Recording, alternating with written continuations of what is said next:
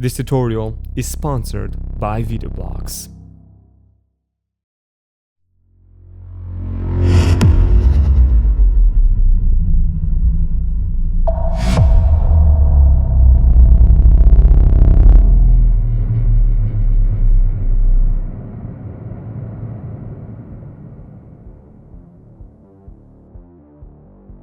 Hey, what's up guys, Chris Connor here and welcome to brand new Creatrix Visuals tutorial.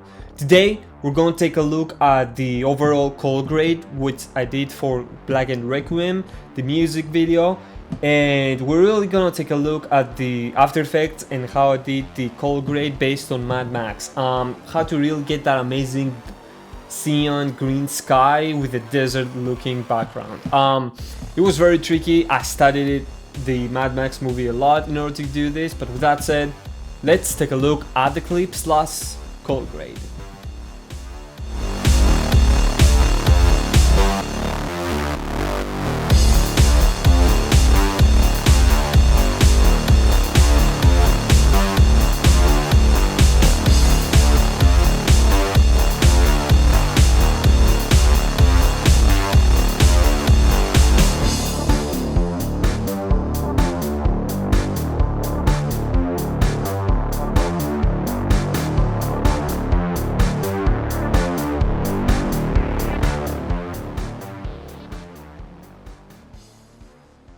Pretty cool. I'm very happy with the result because it really looks like the Mad Max color grade. And yeah, I am creating a LUTs pack with a lot of very different color styles that I usually use based on your guys' request. And that is not yet ready, but do make sure to tune in. I'll have the link in the description depending on the time that you watch this. So if you're interested in LUTs pack, the link will be in the description. But I still want to take the time and show you guys how to pull this off within After Effects with just the effects that are within After Effects and how you can use the different color grading tools to achieve this. Before we get started, I would like to take a moment and thank the guys over at Videoblocks who made this tutorial possible.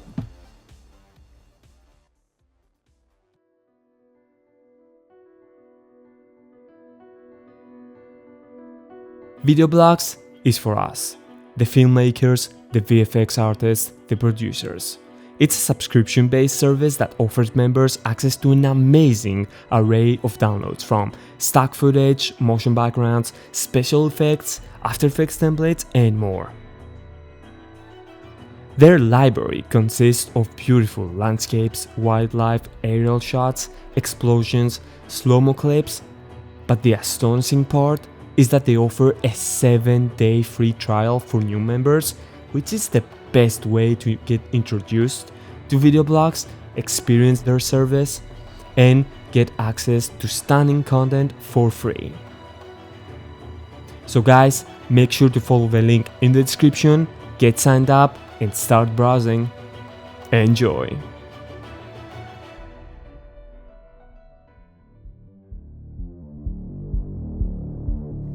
Okay, do make sure to check them out guys, these guys are amazing, and to check all the links in the description. But with that said, fire up After Effects and let's get started. Okay guys, so within After Effects we can take a look at what is going on. So I do have my grading composition right here, and what it has is the original footage which I have isolated to show you guys how it looks. And there are a couple of things that you need to keep in mind when you go into grading something, whether it is with applying a lot or if you just want to do the same thing. So the first thing would be to change your project settings and specifically the depth and working space. So I always jump between 16 bits and 32 bits in terms of depth, never go to 8, and that really makes a big difference in terms of the overall depth of color that you can do with any color effect that you do. And the second thing is the working space. Now I jump between sRGB and HD TV Rec 709, and if you guys want to know why, you can Google each one and it's gonna give you a paragraph of what each one of those things does and why it's used. So but I jump between those two things, so I select them and I either sometimes linearize or not. And again, you can read what this does, but for this specific grading I did not do, so press OK. So that's the first thing to keep in mind, your project settings in terms of color. And the second thing is, and this is like a big one, because I don't think that anyone's actually using this, but it's something that I found out to be extremely useful. So here's the thing. When you're not using a cinema camera that has 15 stops of dynamic range and 500 megabits per millisecond of recording data, in order to have like the clean footage that you recorded will have an insane amount of detail, so you can pull a very high grade in terms of effects without getting any, you know, artifacts and things. I found out a trick of how to make any footage from your Sony GH4 Canon footage that you record to make it look as if that's the case. So here's what I did. So I have my footage here. It's the one of the main guitar players, and as you can see, he's doing his thing, and I'm recording him with a prime lens in order to get that cool bokeh effect. And so here's what I did. If I go to effects, you can see I have two effects here. So I have, and this is the one I want you to focus on. This is the denoiser. And it's a plugin. It comes from Red Giant, and is usually used to obviously denoise footage when you had to cramp the ISO up high because you were usually in a dark situation. Now, here's the thing. I recorded this in ISO 100, so barely any noise, and as you can see, it's fairly clean in his shirt and everything. And there are some artifacts, you know, it's still a mirrorless recording. So here's the thing, if I open this up, even though I technically have no noise, right? So let's zoom in and turn it off and on. You can see that it still does a lot of things in terms of like cleaning up the footage, and especially in the blurred bokeh sections of the image, you can really see that it's doing something. I'm not sure how good YouTube is into showing this, but trust me when I'm telling you that it's doing something. And let me show you how significant this step is before you start doing any grading. So I'm gonna not isolate my footage to show you the final thing. So this is the final grade that we're gonna do based on Mad Max. You can see we have this very cool blue-green sky, and everything is like very desert looking. This is how it looks. As you can see, it's very clean. I mean, I have a film grain applied, but overall the image looks nice. You know, look what happens when I remove the denoiser effect. Do you see all this artifacting that happens? Look how ugly this looks. And this is truly has to do with the way your camera records footage and how many megabits per second and the depth of color is. And unfortunately, most consumer mirrorless and DSLRs do have this problem, because even if you record between 50 to 100 megabits, you're gonna start seeing those artifacts happening when you really push the image in post. And if I zoom here, you can see how really this image suffers from blocking, whereas when I turn it on, all of those micro things here disappear, and especially the artifacting that happens in the blur section is just gone. So off once more and on. So if we go straight back into our original way the image looked. So this is the step I always do in order to get my image ready for grading, and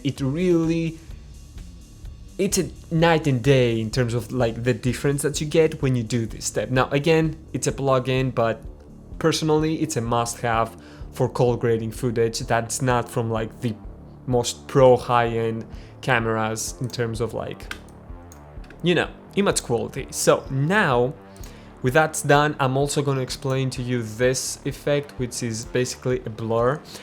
Since I shot this during the day outside with the sun in order to get that desert look, I had to cramp up the shutter speed of my camera and way high, even though I used a filter to get this, you know, to try to get the shutter speed to the proper levels. It was way high, so I knew that I had to integrate that blur effect that happens with the shutter speed in post, and I used the Real Smart Motion Blur Pro plugin, but After Effects actually has its own effect which you can do. I'm not exactly sure where it is, but it's very easy. If you just Google After Effects motion blur, it's gonna give you the effect, and it says that this one is faster and it has a bit more options, but you can definitely do the same effect within After Effects. So that's why I have that effect, but I'm not gonna have it on for the remaining of the tutorial because there's no point.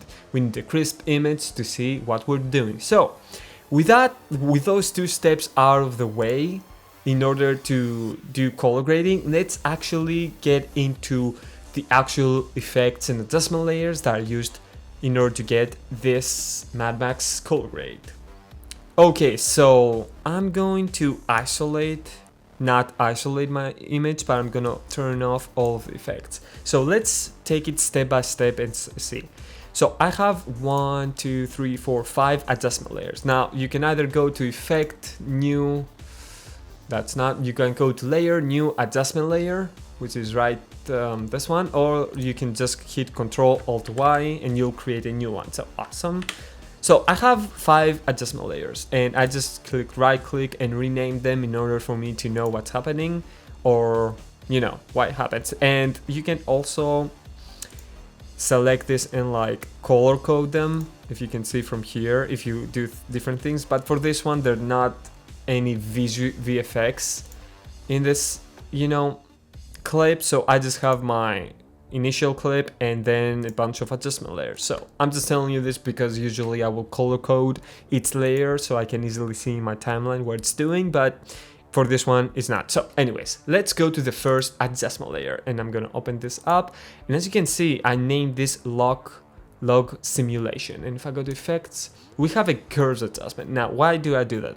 If you guys are into cameras and stuff, you will know that cameras that can record in D-Log and picture settings like this really give you a very high dynamic range in order for you to have a lot of room in post-production in terms of your dynamic range. So what I'm going to do here with this adjustment layer is to bring that dynamic range back. Now obviously this is done process-wise and it's not real, but it really pushes the image and makes you work with that faded look that the log footage gives you. So what I've done here, I went to effects, color correction, and curves adjustment. So that's one in, and in the RGB line, what I did is I reduced all the highlights.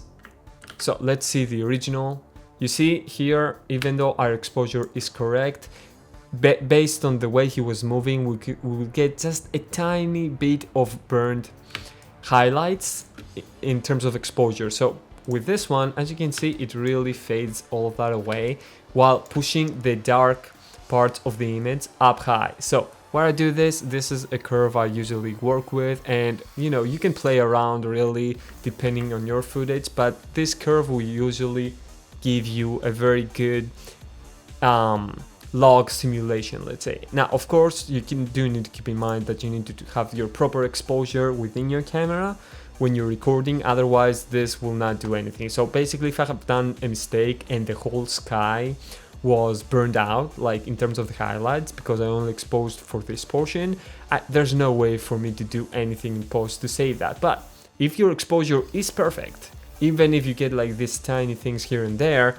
what this adjustment layer would do is that it will push this image even further to try and increase that dynamic range for you. So that is the first adjustment layer. My second adjustment layer for this particular project was to obviously, I do this for almost any project, I increase the image sharpness. And if I zoom in here, you can see this is straight out of the camera and this is 1080p, so it's doing a pretty good job, especially with the amount of bokeh that we have here. So if I open this sharpness up, you can really see we get a very cool sharp image that when I open the motion blur again, everything is going to look very crisp, but also have the proper amount of motion blur. So this is my second layer. I always start with sharpness after I do my log simulation in order for me to have a crisp image to work with. And are the settings I chose. I put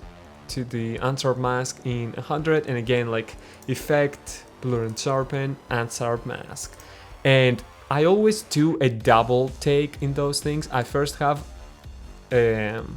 actually these are reversed. This how to look. Put this one there. Okay, awesome. Not a big difference, but it does have a slight difference. So I have my first unsharp max set to 100 and radius of 1. And then my second one to really get the small details with a radius of 0.5. So it really depends on your image and your camera's capability in terms of sharpness when you record. So do not take these values as standard. Do play around and, you know, don't over sharpen things. But, you know, again, it depends. If you have a very soft image, to try to pull enough sharpness so the image is very good and it looks nice. So that's the second layer. So let's go to the good stuff. So as you can see, let me close this one. This is the grade layer. So I'm gonna open this up and get a look at what we're doing. So I'm gonna turn all of those things off and start step by step. So as a first step, I put a hue and saturation effect. It's very slight. I just increased the blues and the cyan's because I knew that the sky will be a very technical thing for me to color grade in order to get that Mad Max look where the sky is like very cyan and green versus the ground, let's say, and the buildings where they are very yellow and red to very define that, you know, heat of the environment. So the first thing is very simple. I went to effects, color correction, and where is it? Hue and saturation. So, and I just played with the cyans, I don't know how you call that one, the blues, and did I change the reds? No. So this is just for the sky, just to push the blues to have a higher saturation so I can manipulate that specific color furthermore later down the line. So first, color grade the sky. Second, I'd put a color balance effect. If I go here, effect, color correction, it's somewhere here, color balance, cool.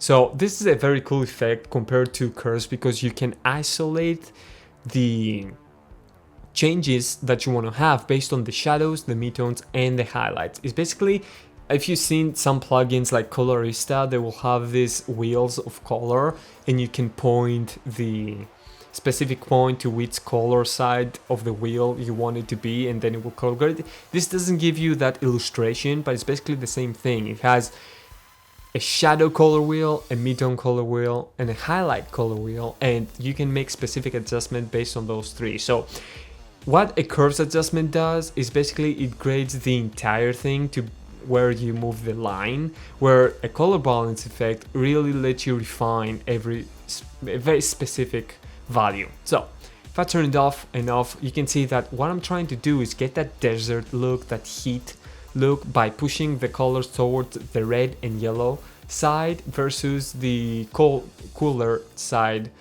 of color. So what I have here, I pushed the shadow and the shadow blue balance towards the left, I mean technically to the minus side. So I reduced the shadows because I want the shadows to have a touch of green in them and the blues to go to the yellow. Then the midtones, I pushed them up. So I pushed the red balance. So here, if I put 25, you can see how it really starts to look red, but you know, that's an extreme value for this image. So a value of 10, I found out that it was really good. And this is the thing that I need you to keep in mind. These values are really fine-tuned for this particular project and even more this particular image, because in a different image, let's say when I recorded the singer, it just takes a very small difference in value to really make this not work as well. So I would need to go in and refine the values, just like make this 12 or make this 8, and really try to find the balance between the two clips in order for them, when they are combined, they look as one unified thing. 1, 2, 3, click. So I turned the midtone blues towards the minus sign because I wanted to get rid of the very blue image and start getting it over to the yellow side. Was that my phone? Never mind. So turn up the reds to increase that redness, while at the same time reduce the blues to get that desert look. And then for the highlights, I did the same. I pushed the reds just a touch and removed the highlights of the blue towards the yellow side. So that's the color balance, and as you can see, it does make a big difference, because at first, because of our hue and saturation adjustment layer for the sky, we turn up with a very blue image.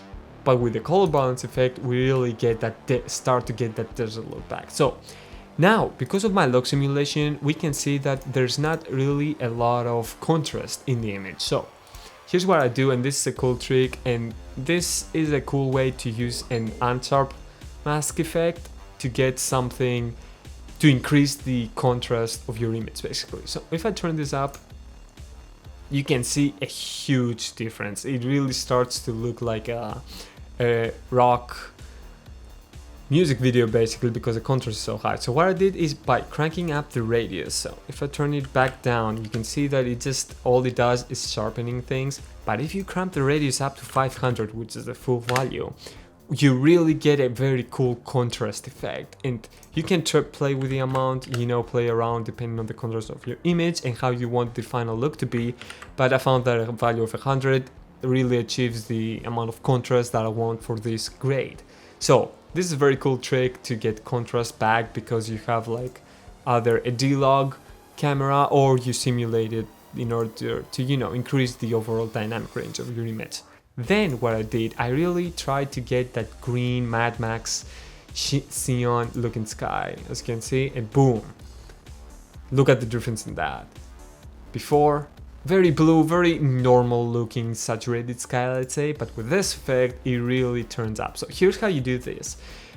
Within the hue and saturation effect, you can select the specific color. So we're mostly working with blues and cyan here.